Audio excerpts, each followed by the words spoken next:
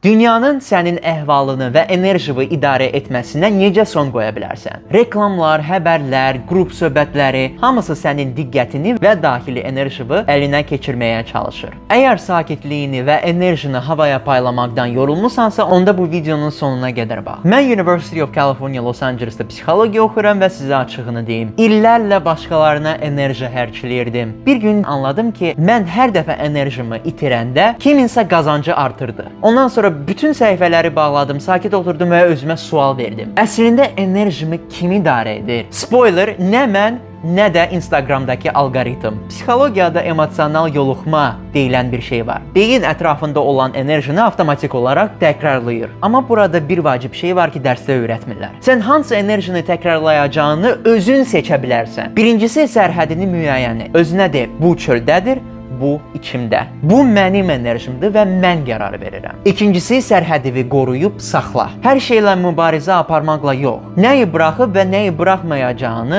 qərar verərək. Yəni, bugünkü gün sənin qaynanan qarqış üstüvə tökürsə, boş ver və içivə buraxma. Dünya qışqıra, panikaya düşə bilər, amma sənin nəbzin və daxili enerjin onların ritminə tabe olmamalıdır. Əhvalına dünyadan əvvəl özün qərar verirsən. Bu elə bir gücdür ki, heç kim ala, sata və ya səndən götürə bilməz.